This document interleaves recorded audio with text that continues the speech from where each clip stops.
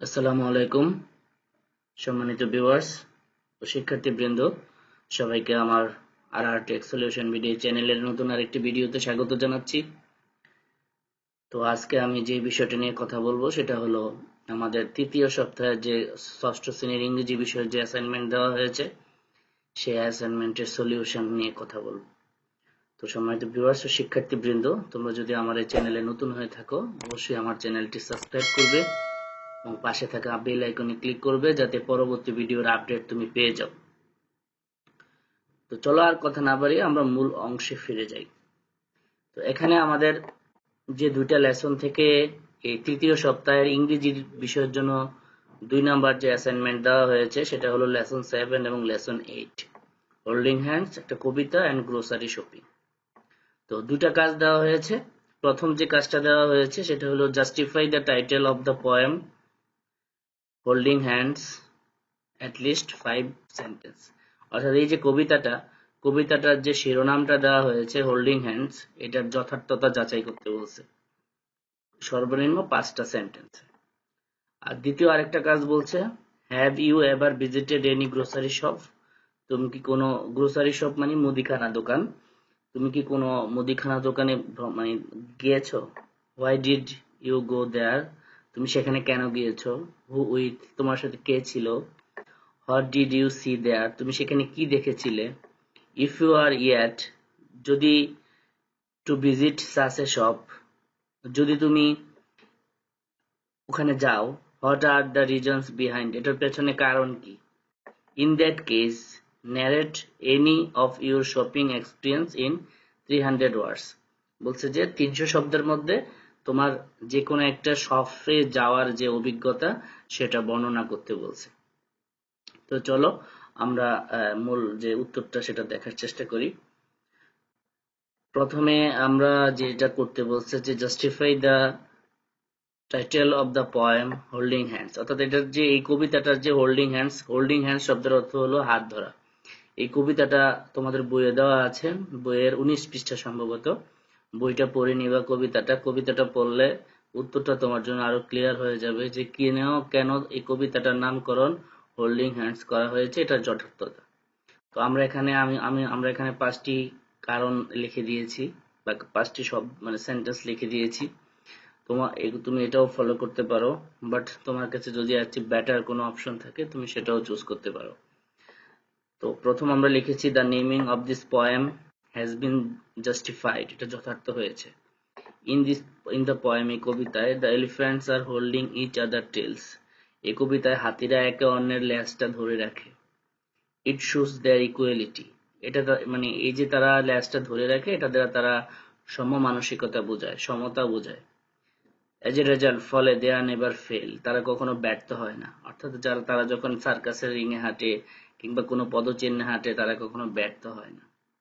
তো since elephants hold together by the tail, যেহেতু এখানে এই হাতিরা তারা তাদের এই ইয়াগুলো কি তাদের ল্যাজগুলো একে অপরকে ধরে রাখে। তো ধরে রাখাটা অনেকাংশেই হোল্ডিং হ্যান্ডস, হাত ধরার মতোই বোঝায়। তাই the name of the poem has become appropriate to hold hands, এই যে হোল্ড হ্যান্ডস যে নামটা এটা উপযুক্ত হয়েছে, অ্যাপ্রোপ্রিয়েট হয়েছে। তো তোমাদের কাছে যদি আরো বেটার কোনো অপশন থাকে তোমরা সেটাও চুজ করতে পারো। তাহলে আমরা প্রথম যে অংশটা সেই অংশটার উত্তর দেখে নিলাম। চলো এবার আমরা যে আমাদের যে শপিং এক্সপিরিয়েন্স সেই শপিং এক্সপিরিয়েন্স এর উত্তরটা দেখে নিই। যে এখানে 300 শব্দের মধ্যে লিখতে বলছে যে তুমি একটা গ্রোসারি শপে গিয়েছো, মুদিখানা দোকানে, তার বর্ণনা লিখবে। তো আমি এখানে যেটা লিখে দিয়েছি সেটা হলো buying the necessary things from a grocery store is called grocery shopping. Nowadays, grocery stores are available everywhere, especially in modern cities. All kinds of daily necessary things like milk, eggs, bread, oil, sugar, salt, cold drinks, etc. are found in a grocery store. I went to grocery shop many times to buy some daily necessities. I went with my father. We have grocery shop very close to our house called Agora Superstores. The grocery shop is very beautiful and highly decorated. My father and I went out in the evening. Before leaving, mother made a list of what she needed. We reached the superstore by rickshaw. The supershop is decorated with various illuminations. Many people roam outside the supershop. As a result, the supershop seemed more amazing. There were two guards at the entrance of super. As soon as we entered, a guard greeted us. Next page. Going inside, I saw that everything was beautiful and tidy. Each product is shared separately so that anyone can get the products very easily. The shop is decorated with various products. Everyone is happy following the rules and regulations and buying the necessary products. My father and I were looking at the list and buying our products. We bought potatoes, salt, rice, eggs, milk, oil, and a variety of vegetables. I like to eat chocolate, so my father bought me some chocolate.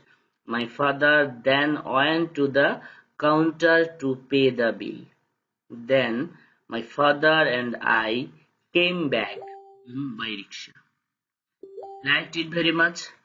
That day was become memorable for me. তো এখানে একটি shopping এক্সপিরিয়েন্সের ঘটনা দেওয়া হয়েছে। তোমার কাছে যদি আছে বেটার কোনো শপিং এক্সপিরিয়েন্স তোমার নিজের জানা থাকে, তুমি সেটা এখানে যোগ করে নিতে পারো। আর আমারটা যদি ফলো করতে মন চায় তুমি ফলো করতে পারো। তো সবাইকে ধন্যবাদ জানাচ্ছি।